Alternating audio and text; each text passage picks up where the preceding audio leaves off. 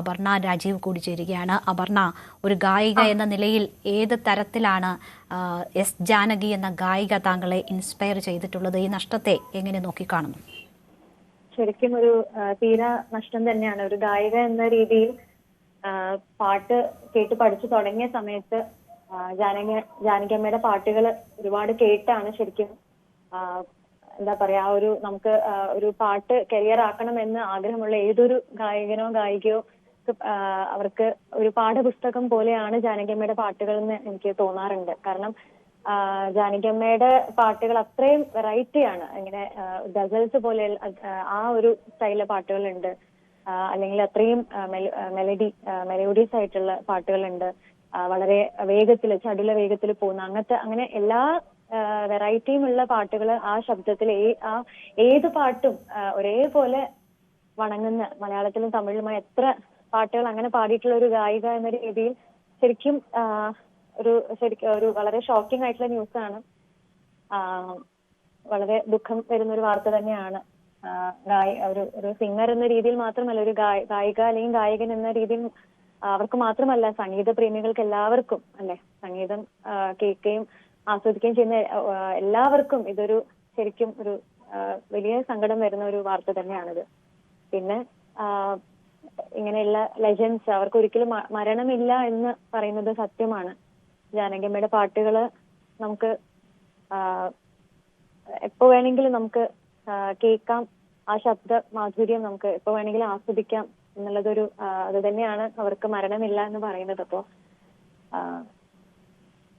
എന്തൊക്കെയായാലും ജാനകിയമ്മയുടെ ശരിക്കും അതെ, ജാനകിയമ്മയെ കാണാൻ പറ്റിയിട്ടുണ്ട്, 2-3 തവണ കാണാൻ പറ്റിയിട്ടുണ്ട്, മുമ്പിൽ പാടാൻ പറ്റിയിട്ടുണ്ട്, സംസാരിക്കാനും കൂടെ നിന്ന് ഫോട്ടോ എടുക്കാനും എല്ലാം പറ്റിയിട്ടുണ്ട് എന്നുള്ളതൊരു വലിയൊരു ഭാഗ്യവും അവിസ്മരണീയമായിട്ടുള്ള കുറച്ച് നല്ല ഓർമ്മകളുമാണ്. അപ്പോൾ അതെപ്പോഴും മനസ്സിൽ അങ്ങനെ തന്നെ വളരെ ഒരു കാത്തു സൂക്ഷിക്കുന്ന ഓർമ്മകളാണ്.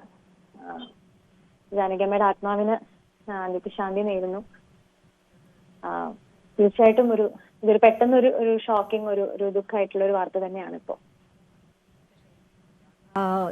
വളരെ നന്ദി അപർണ രാജീവ്, ഈ ഘട്ടത്തിൽ നമ്മളോടൊപ്പം സംസാരിച്ചതിന്. എങ്ങനെയാണ് ഒരു ഗായിക എന്ന നിലയിൽ തന്നെ സ്വാധീനിച്ചിട്ടുള്ളത് എസ് ജാനകി എന്ന ഗായിക എന്നതാണ് അപർണ സൂചിപ്പിച്ചത്. ഇപ്പോൾ നമുക്കൊപ്പം ശ്രീ കൈതപ്രം ദാമോദരൻ നമ്പൂതിരി കൂടി ചേരുകയാണ്. സാർ, എങ്ങനെയാണ് ഈ ദുഃഖ വാർത്ത താങ്കൾ ഉൾക്കൊള്ളുന്നത്? ജാനകിയമ്മയെ അടുത്ത് നിർത്തിയിട്ട് ജാനകിയമ്മയുടെ അടുത്ത് നിന്നിട്ട് ഞാൻ ഒരു പാട്ട് ജാനകിയമ്മയോട് പാടിച്ചിട്ടുണ്ട്. അത്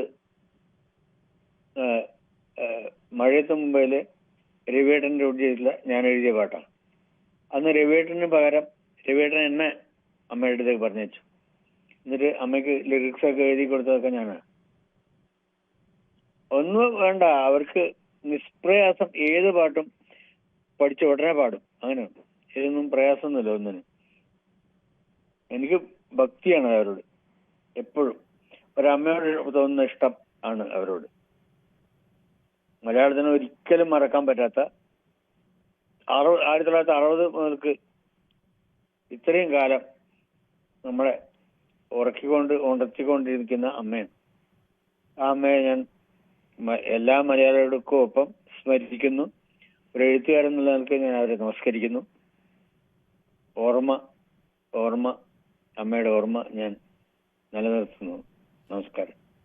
ശാസ്ത്രീയ സംഗീതം പഠിച്ചിട്ടില്ലാത്ത എസ് ജാനകി പാടിയിട്ടുള്ള പാട്ടുകൾ എത്രമാത്രം അത്ഭുതമായി തോന്നിയിട്ടുണ്ട്.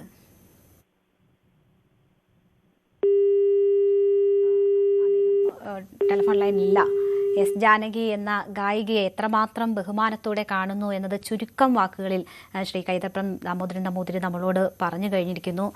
എത്രമാത്രം ബഹുമാനമാണ്, അമ്മയെപ്പോലെ ബഹുമാനം അങ്ങനെ കാണുന്നു എന്നത് കൂടിയാണ് സൂചിപ്പിച്ചത്. നമ്മളിപ്പോൾ ആദ്യ ദൃശ്യങ്ങളാണ് കാണുന്നത്. മൈസൂരുവിലാണ് അന്ത്യം സംഭവിച്ചത്. അവിടെ ആശുപത്രിയിലായിരുന്നു. വാർദ്ധക്യ സഹജമായ അസുഖങ്ങൾ ഉണ്ടായിരുന്നു. ഇപ്പോൾ ഫസ്റ്റ് ആദ്യമായി ആശുപത്രിയിൽ നിന്നുള്ള ദൃശ്യങ്ങളിലാണ് നമ്മൾ ഇപ്പോൾ കണ്ടുകൊണ്ടിരിക്കുന്നത്.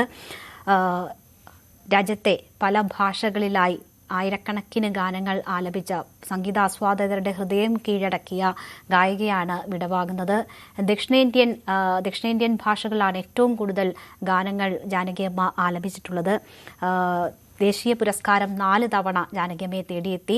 76-ലും 80-ലും 84-ലും 92-ലും ദേശീയ പുരസ്കാരങ്ങൾ കിട്ടി. കേരളം 14 തവണയാണ് മികച്ച പിന്നണി ഗായികയ്ക്കുള്ള സംസ്ഥാന അവാർഡ് നൽകി ആദരിച്ചിട്ടുള്ളത്. കേരളത്തിന് ആദ്യം ദേശീയ അവാർഡ് നേടിത്തന്ന പിന്നണി ഗായികയും എസ് ജാനകിയാണ്. അതേസമയം തന്നെ പത്മഭൂഷൺ പുരസ്കാരം ലഭിച്ചത് നിരസിക്കുന്ന ഒരു സാഹചര്യവും ഉണ്ടായിരുന്നു. അത് ദേശീയ പുരസ്കാരങ്ങളിൽ പരിഗണിക്കപ്പെടുന്നതിൽ കാലതാമസമുണ്ടായി എന്നത് ചൂണ്ടിക്കാണിച്ചുകൊണ്ടാണ് പത്മഭൂഷൺ പുരസ്കാരം എസ് ജാനകി നിരസിക്കുന്ന ഒരു സാഹചര്യമുണ്ടായത്.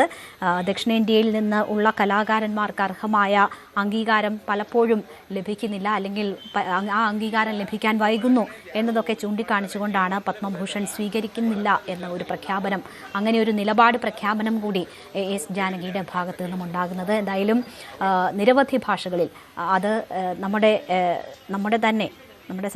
വിവിധ സംസ്ഥാനങ്ങളിൽ അങ്ങനെയുള്ള ഭാഷകളിൽ ആലപിച്ചതിന് പുറമെ സിംഹള ഭാഷയിലും ഇംഗ്ലീഷിലും ജാപ്പനീസിലും ഒക്കെ ഗാനങ്ങൾ ആലപിച്ചിട്ടുണ്ട്. ഏത് ഭാഷയോടും ഗാനങ്ങൾ ആലപിക്കാൻ, ആ ഭാഷ പഠിക്കാൻ, ആ വാക്കുകൾ ഉച്ചരിക്കാനൊക്കെയുള്ള പ്രത്യേക കഴിവ് ജാനകിയമ്മയെ സംബന്ധിച്ചുണ്ടായിരുന്നു.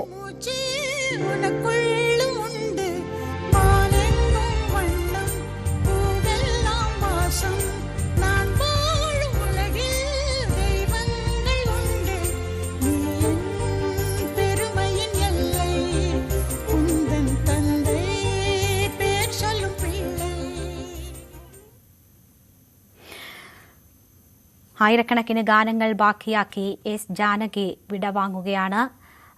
അല്പസമയം മുൻപ് മൈസൂരുവിലാണ് ജാനകിയമ്മയുടെ അന്ത്യം സംഭവിച്ചിരിക്കുന്നത്.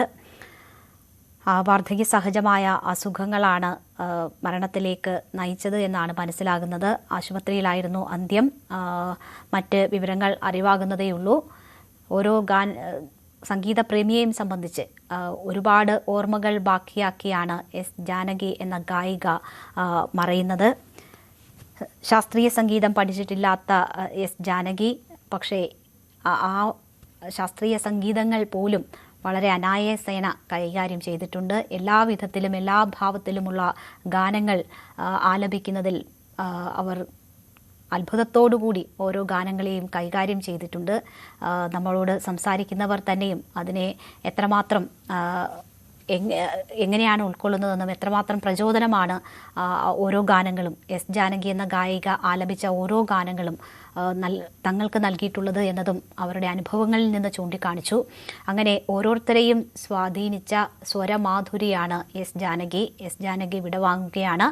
88-ാം വയസ്സിലാണ് അവരുടെ അന്ത്യം സംഭവിക്കുന്നത്. 3-ാം വയസ്സിൽ തുടങ്ങിയതാണ് സംഗീതത്തോടുള്ള സ്നേഹം.